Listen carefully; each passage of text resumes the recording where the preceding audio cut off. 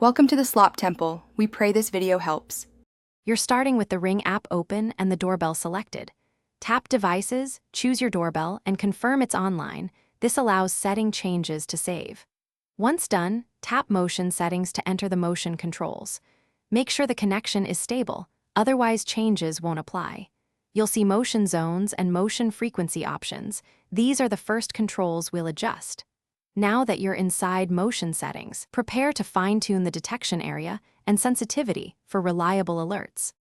You now edit motion zones, drag corners to include entry paths and exclude sidewalks or streets. This reduces irrelevant triggers. Next, adjust sensitivity per zone, higher for short-range paths, lower for distant roads. Toggle people only to prioritize human detections and reduce animals or cars. Once configured, use Live View to walk the desired path while watching alerts.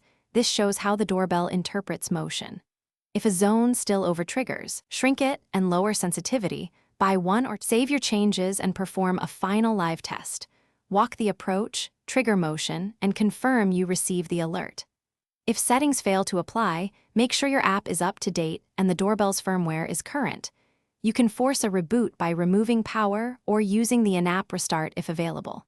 If persistent issues occur, no alerts or repeated false alarms, reset the device or contact Ring support. One key troubleshooting tip: poor Wi-Fi causes most setting sync failures, so check signal strength first.